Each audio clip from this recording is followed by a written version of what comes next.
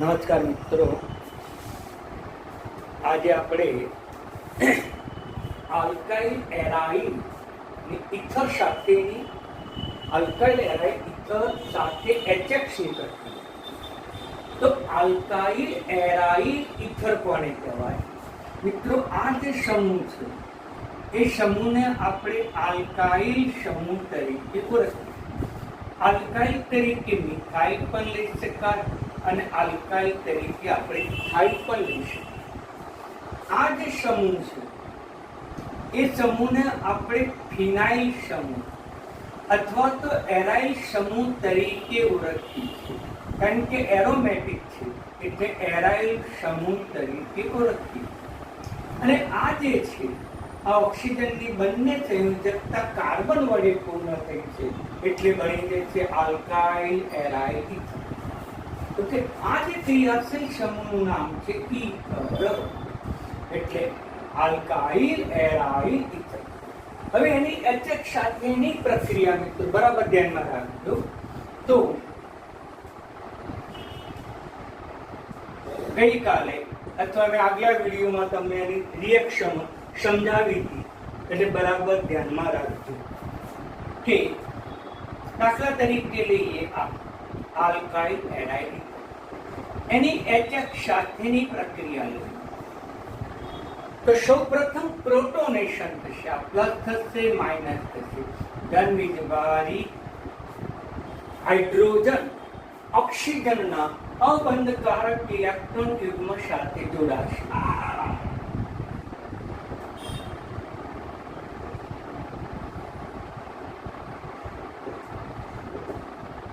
આ ધન વીજભારી. આ જે OH બનશે એમાં આ કાર્બન જે છે sp2 સંકરણ માટે આ જે બંધ છે એ બંધ મજબૂત હશે.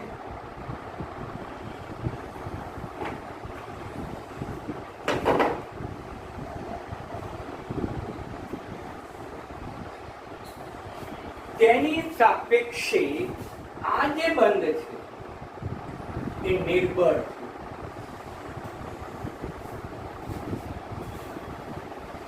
સમજો મિત્રો,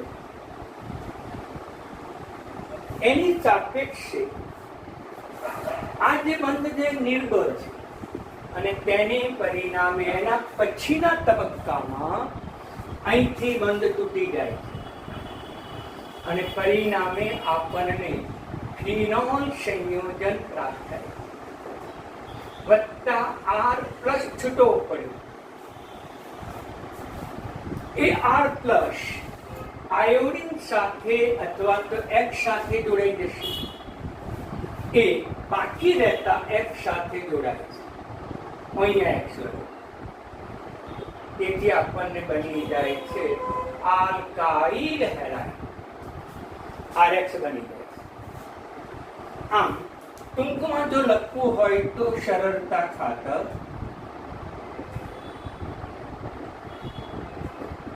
HX.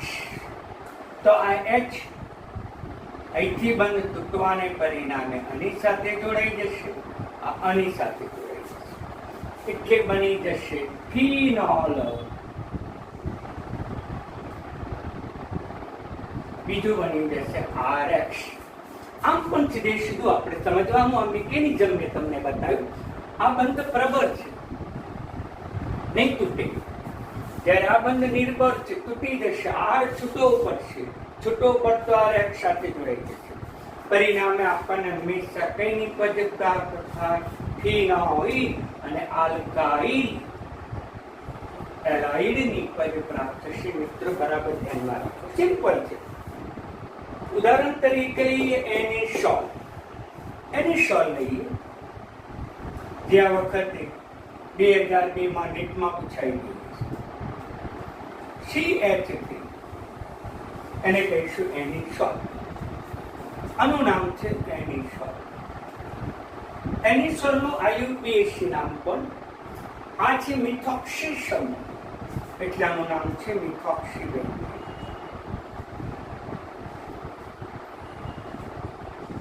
methoxybenzene. વત્તા એચ આઈ. મિત્રો આરામથી તમને આવડે કે આ બંધ નિર્બળ છે, આ આની સાથે જોડાશે, આ આની સાથે જોડાશે, એટલે ફિનોલ વત્તા મિથાઇલ આયોડાઇડ તમને નિપજ મળે. એ જ પ્રમાણે મિત્રો ફેનિટોલ પણ લઈ શકાય. આનું નામ છે મિત્રો ફેનિટોલ. પ્રચલિત નામ છે, સામાન્ય નામ છે. હવે એનું આયુપીએસી નામકરણ કરવું હોય તો આ ઓછા કાર્બન ઇથ વત્તા ઓક્સી ઇથોક્સી બેન્ઝીન. આ બધું તો અગાઉ આવી ગયું છે, છતાં રિપીટ કરું છું. Ethoxy benzene. અને આ ઇથોક્સી બેન્ઝીનની HI સાથે પ્રક્રિયા કરશે. અહીંથી બંધ તૂટશે, આ આની સાથે જોડાશે, આ આની સાથે જોડાશે, એટલે આપણને બની જશે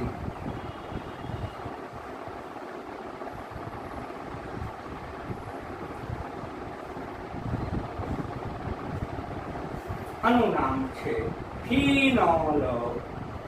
આનું નામ છે આયોડો ઇથેન અથવા ઇથાઇલ આયોડાઇડ. તો આમ મિત્રો આપણને હંમેશા આલ્કાઇલ એરાઇલ ઇથરની HX સાથે પ્રક્રિયા કરો તો ફિનોલ જ મળે, અને બીજો આલ્કાઇલ હેલાઇડ આપણને નિપજ પ્રાપ્ત.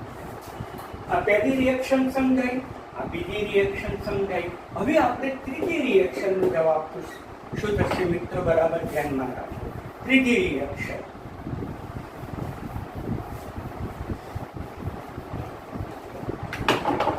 આ રિએક્શન C6H5 KF2O C6H5 વત્તા HF. તો અહીંયા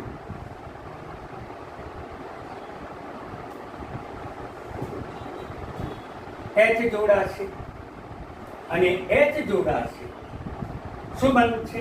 ઓક્સોનિયમ આયન બનશે.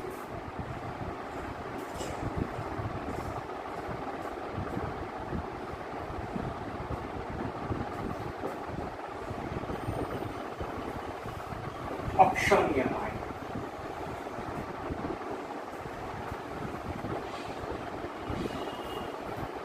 ત્યાર પછી આઈ જોડાશે, પણ કોની સાથે? તો આ ફિનાઇલ ચક્ર છે. ફિનાઇલ ચક્ર સાથે ઓક્સિજન, એટલે આ છે મજબૂત બંધ બનશે, મજબૂત બનશે. જ્યારે એની સાપેક્ષે આ જે બંધ છે એ આલ્કાઇલ સમૂહ સાથેનું છે. જેમ અહીંયા બતાવે તે મુજબ આલ્કાઇલ સમૂહ છે. એ કેવો હશે મિત્રો? તો કે નિર્બળ હશે. તો આ જે છે નિર્બળ. તેથી આયોડિન છે એ આ કાર્બન સાથે જોડાશે, અહીંથી બંધ તૂટશે, એટલે શું બનશે? બેન્ઝીન ચક્ર ઉપર, બેન્ઝીન ચક્ર છે 6H5 3H2I બની જશે, વત્તા બેન્ઝીન ચક્ર ઉપર પાછો કયો સમૂહ જોડાઈ જશે? તો કે OH સમૂહ. પરિણામે આપણને આ જે સમૂહ છે એનું નામ છે બેન્ઝાઇલ સમૂહ. Benzyl iodide. અને બીજી નિપજ કઈ મળશે? ફિનોલ. આ મિત્રો હંમેશા ફિનોલ જ બને અથવા બેન્ઝાઇલ આલ્ડિહાઇડ. ઓકે, તો આ રીતે બરાબર તમે સમજી લેજો. વેરી મોસ્ટ ઇમ્પોર્ટન્ટ છે. અને તમને લખાણ સંબંધી પ્રશ્નોમાં પણ એના જવાબ આપેલા છે મિત્રો. અને તમને સ્વાધ્યાયમાં પણ આવા પ્રશ્નો આપેલા છે, એટલે તમે સરળતાથી એ સોલ્વ કરી શકશો. હવે બીજી પ્રક્રિયા લઈએ.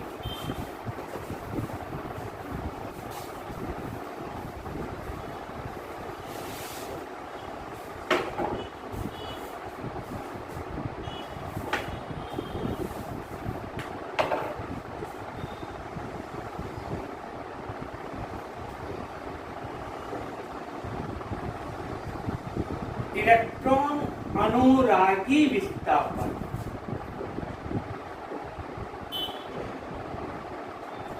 ઇલેક્ટ્રોન અનુરાગી વિસ્થાપન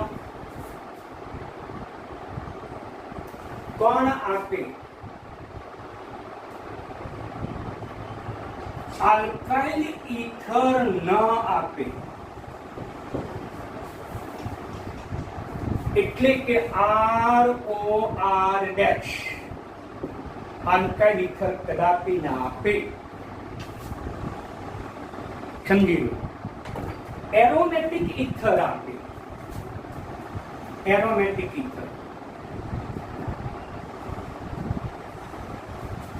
એટલે કે બેન્ઝીન ચક્ર ઉપર OR સમૂહ હોય, જેનું બીજું નામ છે આપણે એમ નથી, આલ્કાઇલ એરાઇલ ઇથર. આલ્કાઇલ, આ છે આલ્કાઇલ સમૂહ, આ છે એરાઇલ ઇથર.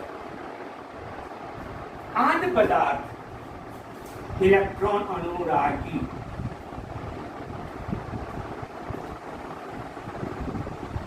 પ્રક્રિયા આપે, બીજો ના આપે. બેન્ઝીન ચક્રમાં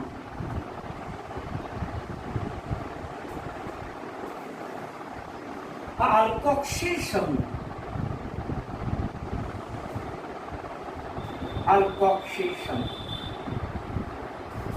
ની હાજરીમાં ઇલેક્ટ્રોન અનુરાગી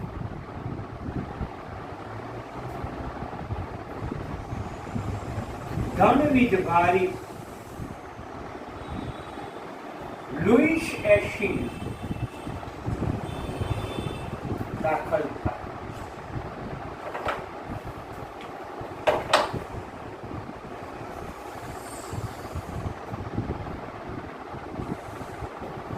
મિત્રો ક્યાં દાખલ થાય? તો પછી આ આલ્કોક્સી સમૂહ એ કયો પ્રેરક સમૂહ છે? ઓર્થો પેરા પ્રેરક સમૂહ. માટે આલ્કોક્સી સમૂહની હાજરીમાં દાખલ થતો કોઈ પણ ધનવીજભારી સમૂહ એ કાં તો ઓર્થો સ્થાનમાં દાખલ થશે,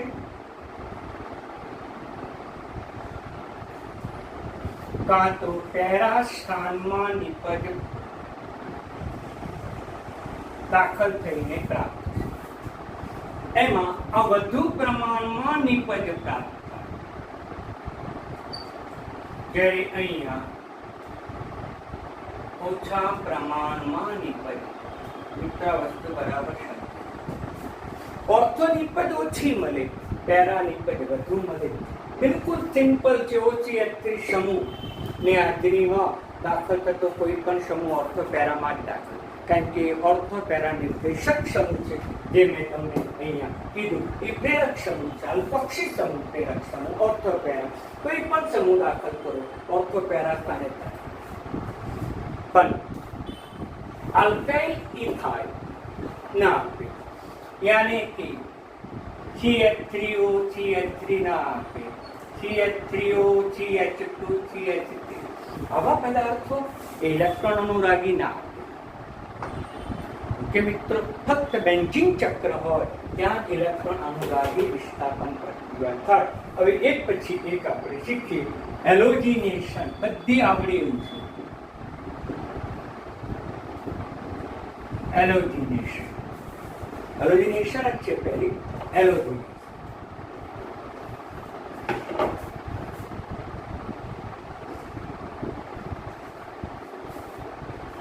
એમાં પહેલું લઈએ બ્રોમિનેશન.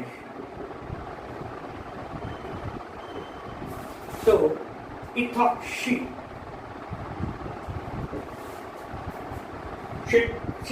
એની સોલ મિથોક્સી લઈએ, એની સોલ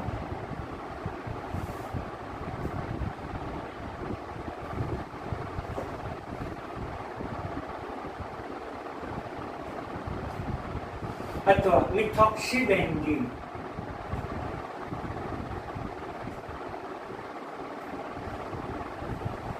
એની એસિટિક એસિડમાં બનાવેલા દ્રાવણમાં Br2 જળ ઉમેરવામાં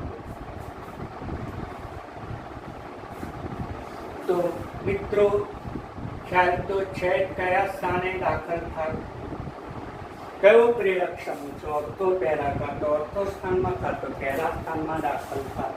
એટલે ઓર્થો બ્રોમો એનિસોલ વત્તા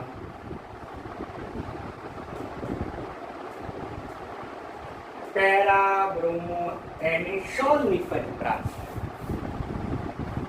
એમાં આ વધુ પ્રમાણમાં આ ઓછા, જે મિત્રો મેં તમને અગાઉ કહી દીધું છે, આ વધુ પ્રમાણમાં છે અને આ ઓછા. ઓર્થો નિપજ ઓછા પ્રમાણમાં, બાકીની વધુ પ્રમાણમાં, પેરા નિપજ વધુ પ્રમાણમાં. ઓકે, હવે આગળ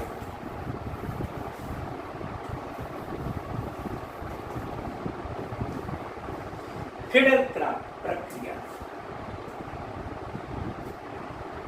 થિયરી માટે એનિસોલની ફિડલક્રાફ્ટ પ્રક્રિયા અથવા ઇથરની એફસી પ્રક્રિયા.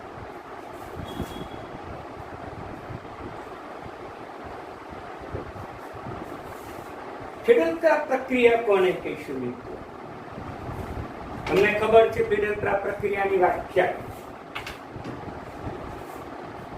કે નિર્જર AlCl3 ની હાજરીમાં થતી તમામ પ્રક્રિયાઓને આપણે ફિડલક્રાફ્ટ પ્રક્રિયા તરીકે ઓળખીએ.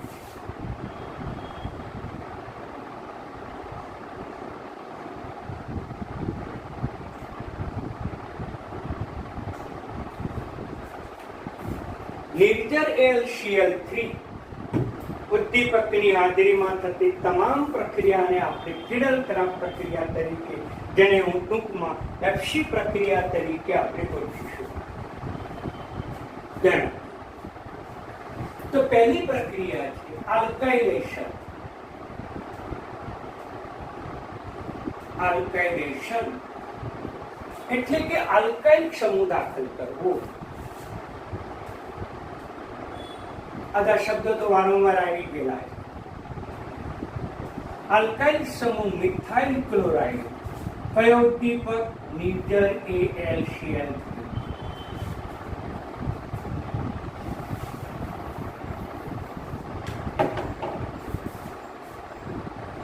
તો કયો પ્રેરક સમૂહ છે? તો કે ઓર્થોપેરા પ્રેરક સમૂહ છે. અને ઓર્થોપેરા પ્રેરક સમૂહ હોવાથી અહીંયા દાખલ થતો ધન વીજભારી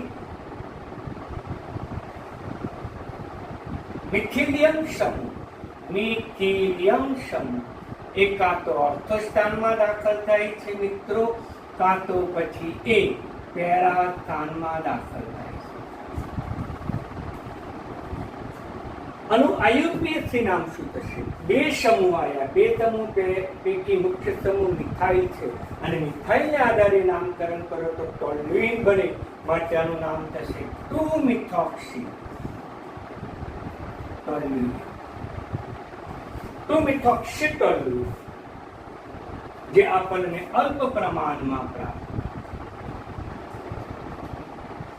આનું નામ મારી ભૂલ છે, અહીંયા ઓછી H3 આવે, ઓછી. આનું નામ થશે 4-મિથોક્સી. આ પહેલો, બીજો, ત્રીજો, ચોથો 4-મિથોક્સી ટોલ્યુઇન જે આપણને વધુ પ્રમાણમાં નિપજ પ્રાપ્ત થાય મિત્રો. ઓકે, આ તો આવડ્યું છે. પેલામાં ફિનોલ આવતું તો આમાં ઓછી H3. હવે નંબર 3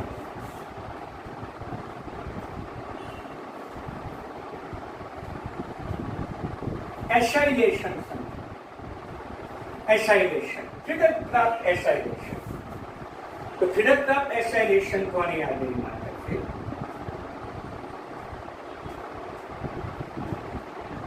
તે પણ નિર્જર AlCl3 ઉદ્દીપક તરીકે એસિટાઇલ ક્લોરાઇડ. આનું નામ છે એસિટાઇલ ક્લોરાઇડ.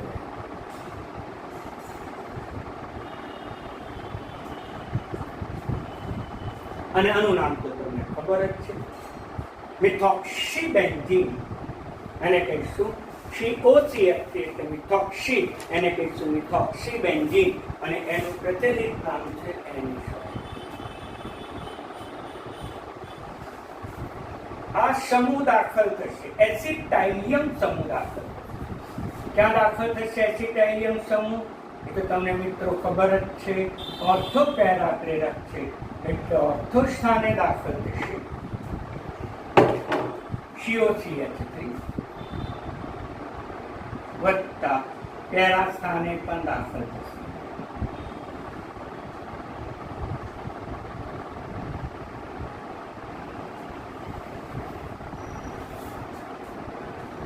આમાં નામ શું થશે? તો આમાં આ બે સમૂહ પૈકી આ સમૂહ મુખ્ય છે મિત્રો. આ મુખ્ય સમૂહ છે COCH3 અને COCH3 નું નામ છે, બેન્ઝીન ચક્ર ઉપર COCH3 હોય તો એને કહેવામાં આવે છે એસિટોફિનોન. મિત્રો એસિટોફિનોન, તો આટલું તો એસિટોફિનોન છે. હવે વધારાનો સમૂહ આવ્યો. આ સમૂહનું નામ શું ખબર છે? મિથોક્સી. મિથ વત્તા ઓક્સી, મિથોક્સી. કયા સ્થાને? તો કે બીજા સ્થાને. એટલે આનું નામ થશે 2-મિથોક્સી એસિટોફિનોન.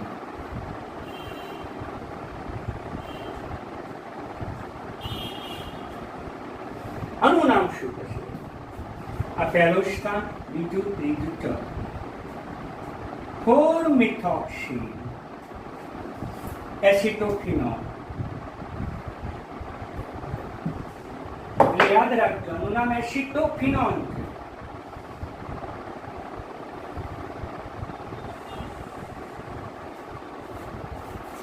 ઓકે મિત્રો, છેલ્લી રિએક્શન બાકી છે. ઇથરની અક્ષી પ્રક્રિયા પૂછે થિયરીમાં ઇમ્પોર્ટન્ટ છે, તો આ બધે લખી નાખો. નામ પણ જોડે. કઈ નિપજ વધુ મળે? કે ઓર્થો નિપજ ઓછી મળે, આ નિપજ વધુ મળે.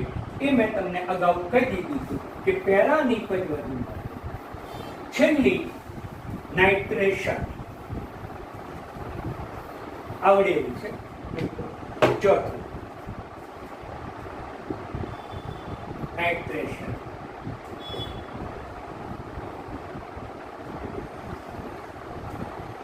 એની શોર્ટ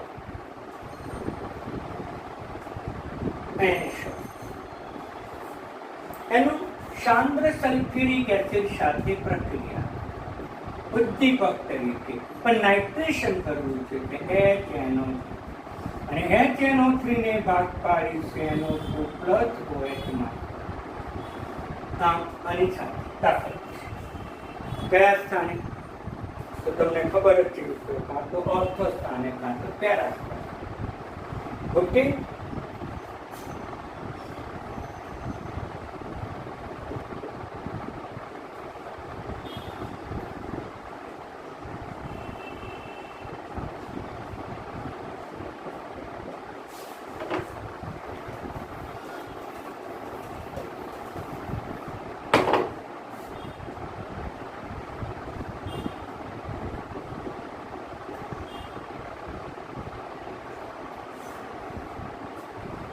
આ બે પૈકી NO2 સમૂહની ક્રિયાશીલતાઓ છે. અગ્રિમતા ક્રમ આ માટેનું નામ છે એની શોર્ટ. પણ બીજા સ્થાને છે 2-નાઇટ્રો એની શોર્ટ.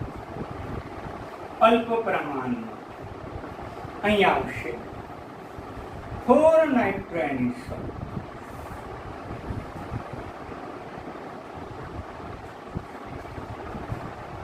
વધુ પ્રમાણ પેરાસ નિપજ વધુ પ્રમાણમાં પ્રાપ્ત થાય. આટલી વસ્તુ તો તમારે બરાબર સમજી જ લેવાની, તો એ આપણને વધુ પ્રમાણમાં નિપજ પ્રાપ્ત કરે. મિત્રો એટલે તમે હોમવર્ક્સમાં તો પેજ નંબર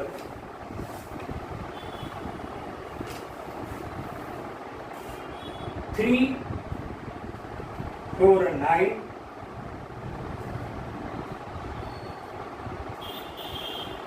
પડો 11.7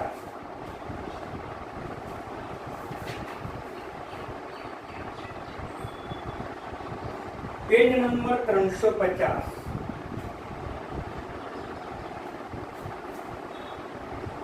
લખાણ સંબંધી પ્રશ્ન અથવા પ્રશ્ન નંબર 11.10 અને 11.11. Page number 11.20, sorry 351. પ્રશ્ન નંબર 11.12. ઓકે મિત્રો, તો અહીંયા આપણે ઇથરની રાસાયણિક પ્રક્રિયાઓ પૂર્ણ થઈ, બરાબર. આ ઉપરાંત વચ્ચે આલ્કોહોલની પ્રક્રિયા બાકી છે. મિત્રો, તમને આવતીકાલે તમને ડિટેલ સમજાવીશ, અને આ હોમવર્કમાં તૈયાર કરજો. આગે જે ચલાવ્યું એમાંથી તમને નીટમાં પરીક્ષામાં પૂછાય. વેરી મોસ્ટ ઇમ્પોર્ટન્ટ આજની ટૂંકનો તો પણ હતી મિત્રો, એટલે તૈયાર કરજો. ધન્યવાદ.